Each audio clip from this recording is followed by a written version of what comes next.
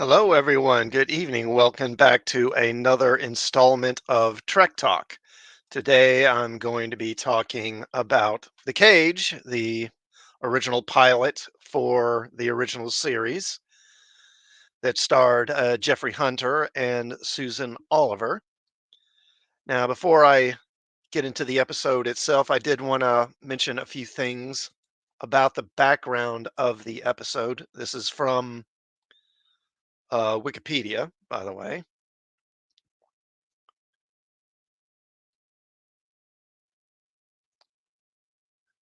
So, according to Wikipedia, the plot for The Cage is the following. The USS Enterprise, under the command of Captain Christopher Pike, receives a distress call from the fourth planet in the Talos star group. A landing party is assembled with Pike in command and beams down to investigate. Tracking the signal to its source, the landing party discovers a camp of survivors from a scientific expedition that has been missing for 18 years. Amongst the survivors is a beautiful young woman named Vina. Captivated by her beauty, Pike is caught off guard and falls into a trap set by the native Telosians, a race of humanoids with bulbous heads who live beneath the planet's surface. It is revealed that both the distress call and the crash survivors, except for Vina, are telepathic illusions created by the Telosians to lure the Enterprise to the planet. While imprisoned, Pike uncovers the Telosians' plans to repopulate their ravaged world, using him and Vina as breeding stock for a race of human slaves.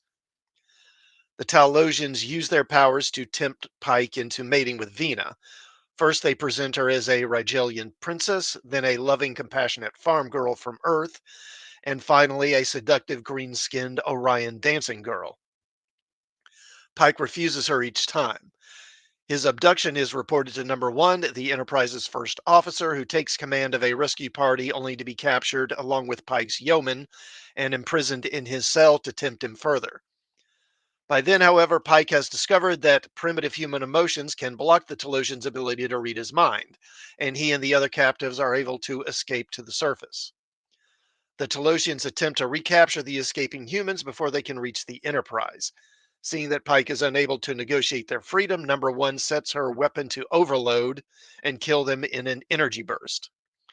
Pike and Vina indicate they would sooner die than be forced into slavery. After all, as Vina explains, if the Telosians have even one human being, they might try again. This demonstration of resolve confirms that what the Telosians have learned after managing to access records from the Enterprise's computers. The human race despises captivity far too much to be useful. Despite having lost their last hope to save the planet, the Telosians are not vengeful and allow the humans to leave. Number one and the yeoman beam up immediately, but Pike remains behind with Vina, urging her to leave with him. Vina explains that she cannot leave. An expedition had indeed crash landed on Talos 4. Vina was the sole survivor but was badly injured. The Telosians healed her, but due to her unfamiliarity with human anatomy, she was left permanently disfigured. Only with the help of the Telosians and their illusions is she able to maintain her beauty and health. Pike accepts this and agrees to leave her with the Telosians. In an act of goodwill, the aliens reveal that they have created an illusion of Pike so that Vina will have a companion. Pike then beams up after the Keeper's closing words.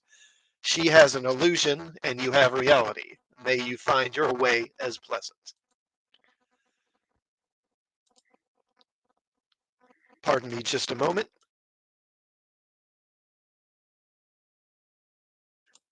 Excuse me. All right. And also, I thought there was some interesting information here on Wikipedia about the footage, original footage for The Cage. So during the first season, the need for new episodes to be delivered to the network to meet air dates became urgent. And a framing story with the series regulars was written around most of the original footage from The Cage, resulting in the two-part episode, The Menagerie. The process of editing the pilot into the menagerie disassembled the original camera negative of The Cage, and thus for many years it was considered partly lost.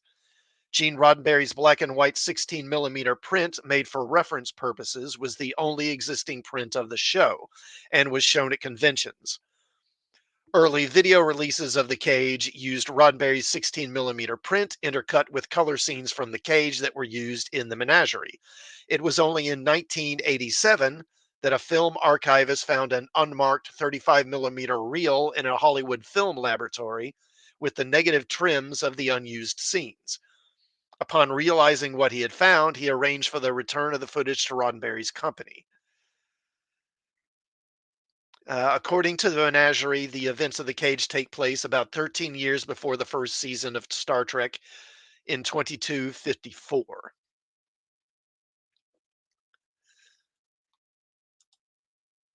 And of course, as mentioned previously, The Cage does star Jeffrey Hunter as Captain Christopher Pike and also Susan Oliver. It's almost really, she gets more screen time than most of the actual crew of the Enterprise do. Now, Pike or Hunter is Pike, of course. He was the biggest name in the cast at this point, having appeared in a number of films. He appeared in plenty of westerns, of course. They were common back in those days, including The Searchers with John Wayne. But he was probably best known for his role as Christ in the 1961 film King of Kings.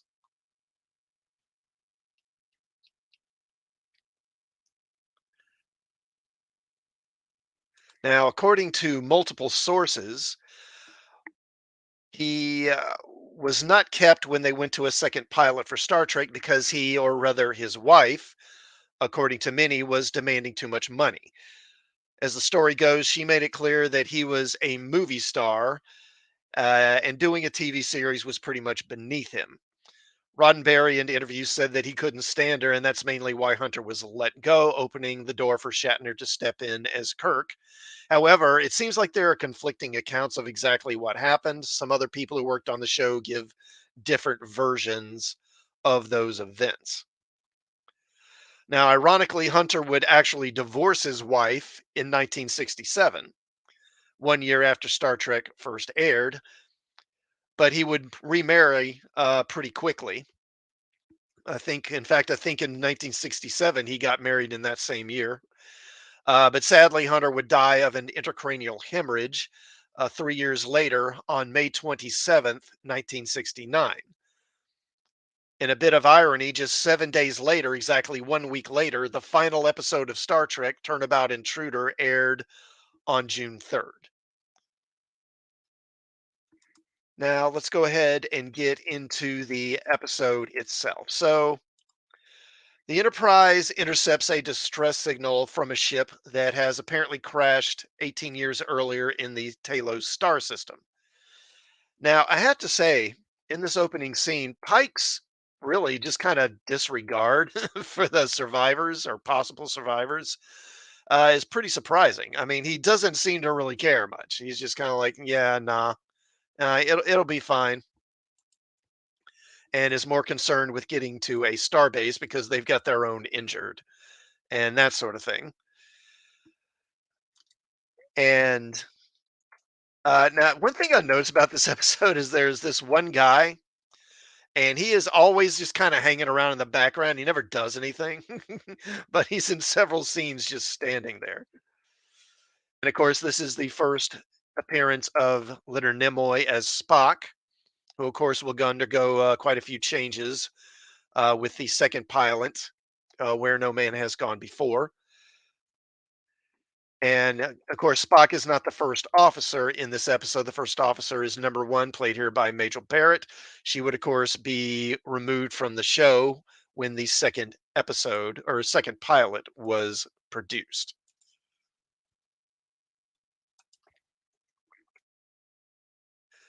Now,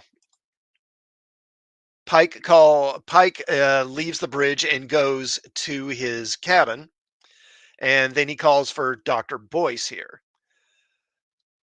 And I noticed Pike Pike calls the doctor and says, "Come to my cabin, will you?" And literally, like 5 seconds later, he is in the cabin. It's like, were you just standing outside the door waiting?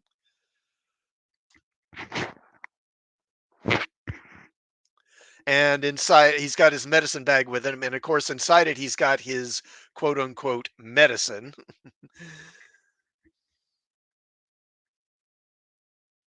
Now, the line where Kirk mentions there's a lot of things out there that he could do besides captain a ship, and Boyce says, "Not for you," is reminiscent of some scenes that you see later in Star Trek, particularly the scene where McCoy tells Kirk that you need to get your command back.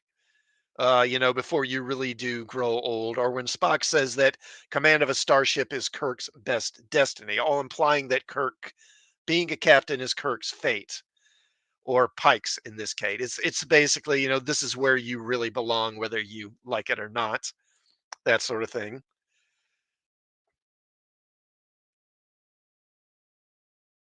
Then Boyce mentions the incident on Rigel 7 and asks Pike if there's anything he could have done to prevent it. And Pike gives one of my favorite lines in Star Trek because it's so unintentionally funny. "I should have smelled trouble when I saw the swords and the armor." Gee, you think, Pike, really? Now, in this scene, they establish the relationship between Pike and Dr. Boyce, which has obvious similarities to Kirk and McCoy's relationship. The doctor is there as a sympathetic ear and sympathetic voice for the captain, providing someone the captain can express his doubts and fears to and confide in, unlike the rest of the crew who need to see him as infallible. And like McCoy, Boyce is fairly informal and familiar with the captain, presumably more so than the rest of the crew. Best evidenced by him coming to the cabin and serving up a martini. We're all professionals here in Starfleet. Hey, Oladega. Hello, man. How are you? Good to see you. Thanks for dropping by.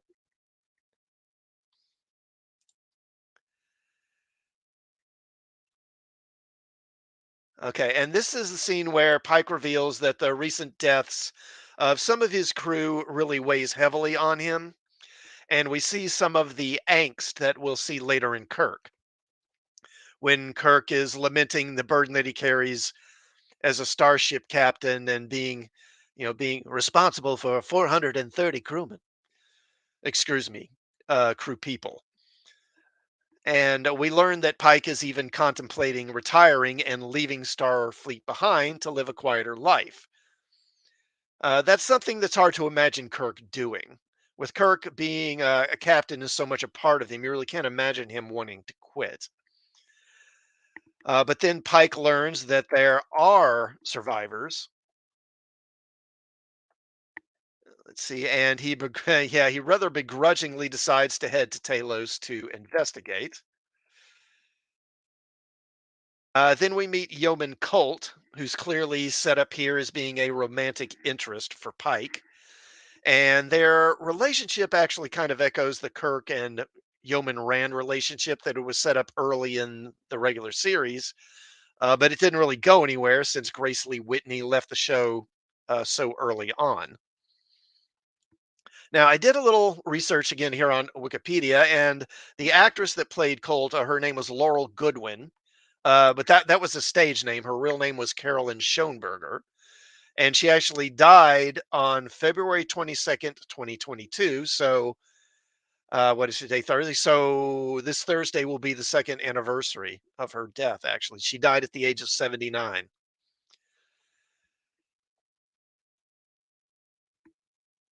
And let's see. Now, eventually, they do arrive and beam down to the planet.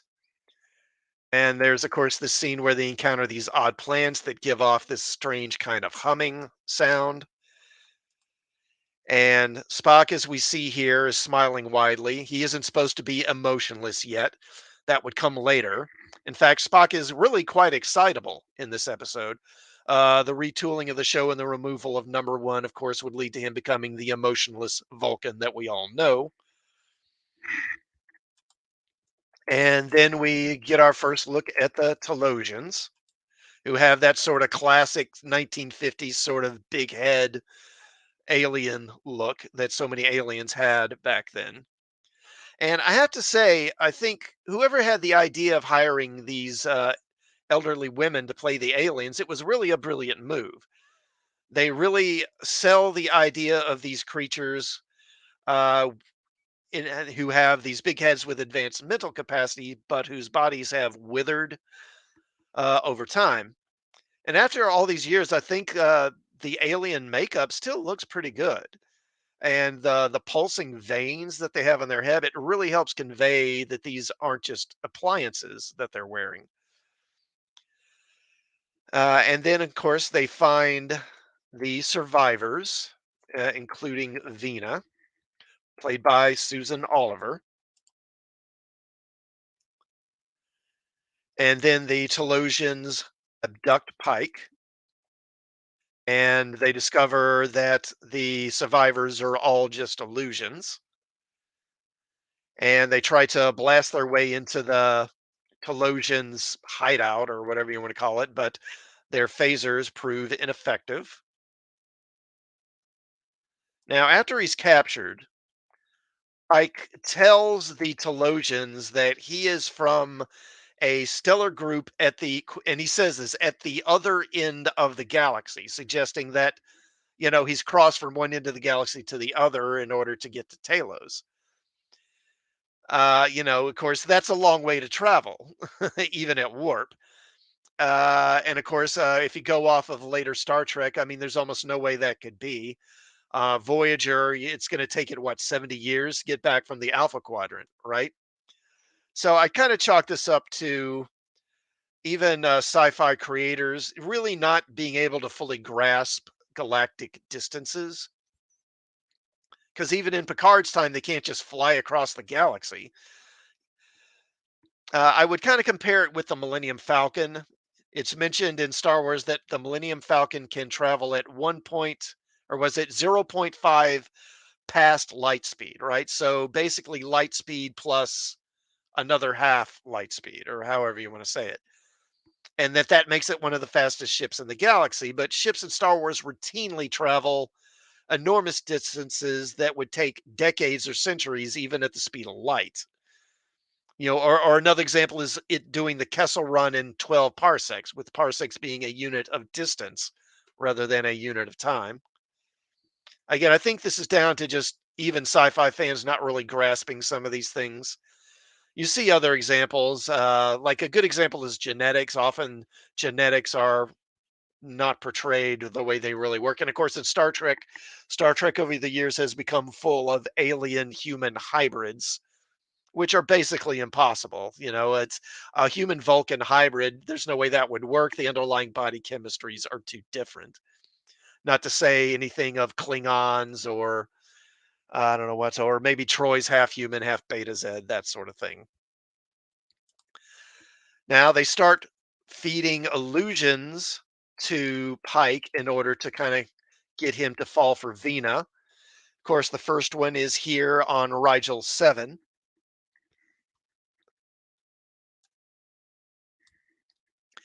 Now, it's interesting because I recall that in Star Trek 5, there's the scene where they're around the campfire and they're trying to think of a campfire song to sing, right? And they're throwing out examples. And at one point, Kirk says "Moon over Rigel 7" as one of the songs. Of course, that's a made up title. There's no such song.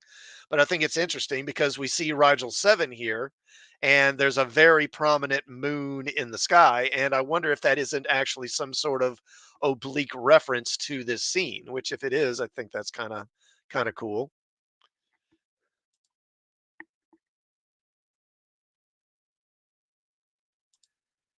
And I think Jeffrey Hunter does a really good job of selling Pike's fear here, for lack of a better term. He really genuinely looks kind of fearful of the Rigelian. And it's also interesting that they show the sword piercing the Rigelian side. I think for the time, for broadcast television at the time, that was probably something pretty graphic. I mean, there's no blood, but still, even that for the time, I think was kind of graphic. And of course, they have this duel with like swords and shields. And this action sequence, I think, kind of shows the sort of John Carter Barsoom influence in Star Trek.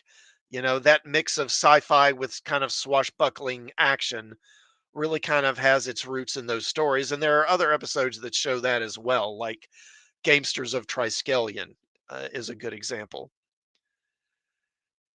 And I think that Susan Oliver is really quite good in this episode. In fact, I don't think the episode would work if she wasn't as good as she is. She's called upon to do a lot here.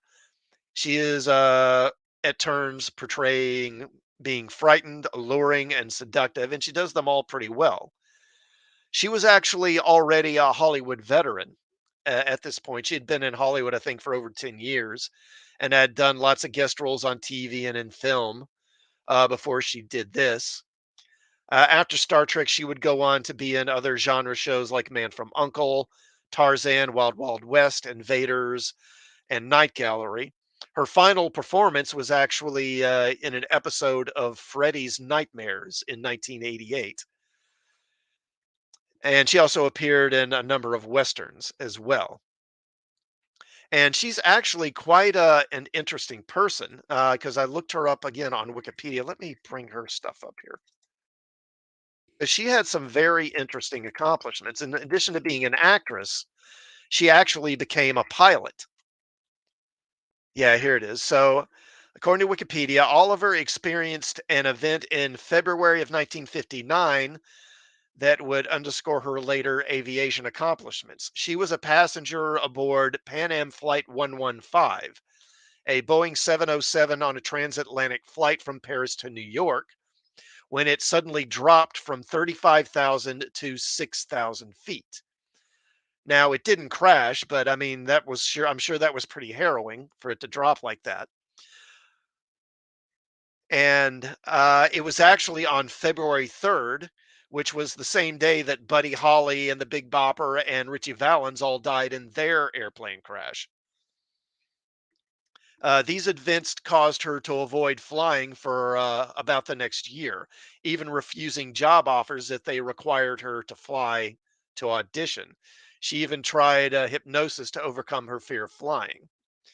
Now, in July of 1964, local Los Angeles area news anchor Hal Fishman introduced her to personal flying when he took her on an evening flight over Los Angeles in a Cessna 172. The experience motivated her to return the next day to the Santa Monica airport to begin training for a private pilot certificate. In 1996, while prepping for her own transatlantic flight, she was a passenger in a Piper J3 Cub when the pilot ran into wires. I assume this means electrical or telephone wires while showing off. The airplane flipped over and crashed, but she and the pilot managed to escape uninjured. I don't know how they managed that. Now, in 1967, she piloted her own Aero Commander 200, which was fitted with an extra fuel tank, and she became the fourth woman to fly a single engine aircraft solo across the Atlantic Ocean, and the second to do it from New York City. In 1968, she was contacted by Learjet to see if she was interested in obtaining a type rating on one of their jets with the intent to set record flights for them. She earned the rating and even flew some charters, having by that time acquired a commercial pilot's license, but did not fly or records any flights in their jets. Let's see. In 1970, she co-piloted a Piper Comanche to victory in the 2,760-mile transcontinental race known as the Powder Puff Derby, which resulted in her being named Pilot of the Year by the Association of Executive Pilots. So yeah, I mean, she accomplished some interesting things. I'd had no idea about any of that stuff. Tough person. Yeah, I mean, she was nearly in one plane crash, a Dega, and then in another crash. That would put most people off. Most people probably would just walk away from planes. But I thought that was very impressive. I never had any clue about any of that stuff. All right. Um, so now it's interesting that Venus speaks of how the Telosians have become so preoccupied with illusion that they could create the illusions they create that they stopped progressing. stopped building and creating, eventually forgetting how to even maintain the machines their ancestors had created. This is a theme that will be revisited in Star Trek a number of times over the years. It's the danger of stagnation once you can have anything you want available to you easily and just don't really have to strive for anything anymore. In a way, if you think about it, this episode has a lot of similarities with a holodeck episode because Pike keeps getting trapped in these simulations, for lack of a better term, that he can't escape from. And of course, in the second one, it is puts him on his farm back where he grew up.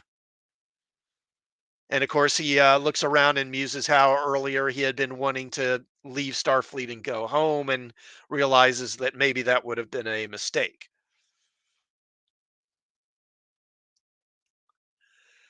And then, of course, this doesn't work. So then, instead of appealing to him or appealing to nostalgia, we get the infamous green Orion slave girl scene, or a green dancing girl. And again, I think this was pretty risque for the time, probably. It's if you think about, this was around the same era where Barbara Eden had to wear, had to keep her belly button covered on I Dream of Jeannie because showing her belly button was too risque for the time. And yet here we have Pike basically being offered this kind of sexual fantasy.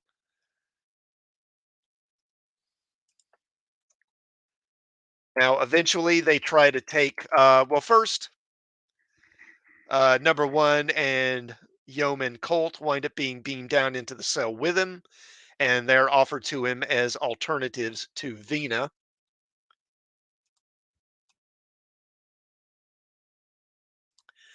And of course, he's not interested in doing that either. Eventually, they try to take his phasers. He's able to catch one of the Telosians and threatens to kill him. I mean, he's pretty bloodthirsty in this. Pike's not screwing around. And this scene is where, of course, uh, Pike is strangling the Telosian.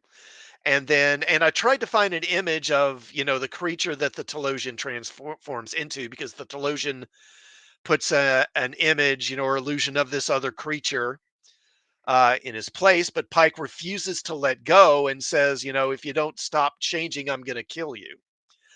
Now, when I was a kid and I first saw this, or well, actually, I would have been an adult by that point. Raleigh, what was it, about 87, 88, probably? Because I think they said in the Wikipedia thing it was first available on VHS in '86, so probably somewhere around there. So yeah, I would have been right about 17, 18. When I saw it, I knew it reminded me of a scene when I was a kid. I read a number of books on mythology, and I was sure there was a storybook that I once read that had Hercules doing this, where he confronts the sea god Proteus, who is a shapeshifter, and he needs some information from Proteus, and Proteus won't give it to him. So he grabs hold of Proteus, and then Proteus shapeshifts into several different types of beasts. I think he even turns into a tree at one point in order to try and make Hercules let go, but Hercules won't. So eventually he gives up and then tells Hercules what he wants to know. So I was trying to make sure that I was remembering this right. And from what I could find, uh, it wasn't Hercules who did this.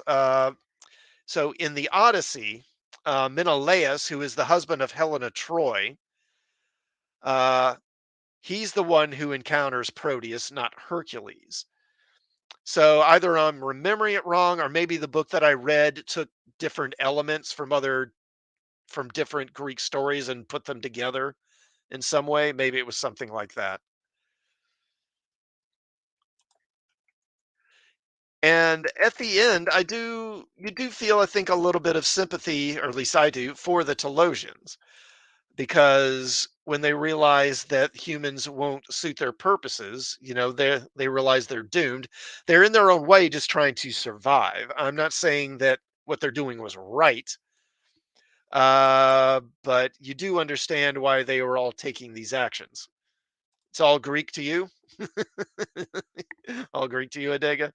Yeah, yeah. I mean, I think it all comes from the original sources.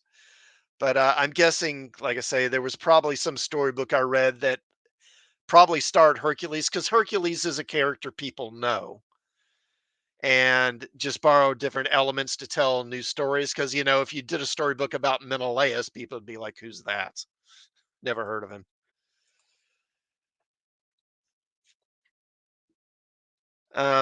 So what was I saying? Okay. And so I'm not saying what they're saying was right, but you understand why they took the actions they did. They're actually desperate and see Pike as their last chance. And then, of course, we get the big plot twist that Avena is not what she appears to be. She is real, but her appearance isn't. Instead of a beautiful young girl, she's a middle-aged woman who was critically injured in the crash 18 years earlier. The Telosians saved her, but her body is a broken shell of what it once was. The Telosians give her the illusion of youth and health, and really, it's probably the only thing that makes life bearable for her. And you can't but help but feel sympathy for her as well and be pleased that she gets the illusion of Pike to keep her company. And she stays behind while Pike returns to the ship, and the episode wraps up. Oh, and that guy, yeah, and that guy, where is he? Yeah, at the end, he's back. That guy's just back standing there again.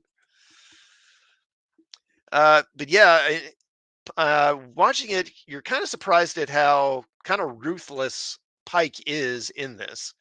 He doesn't show any qualms about killing the Telosians to make his point or escape.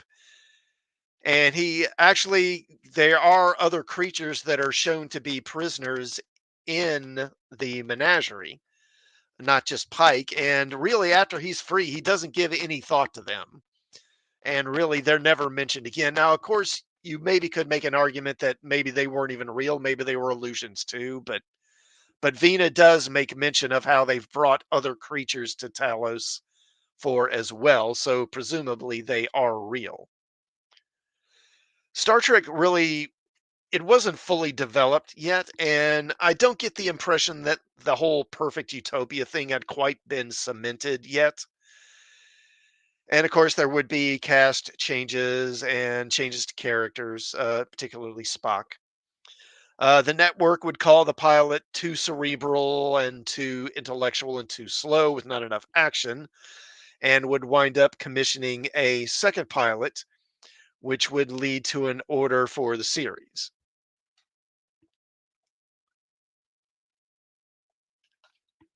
And I think I mentioned already how the original footage was lost. Yeah, but then that was restored.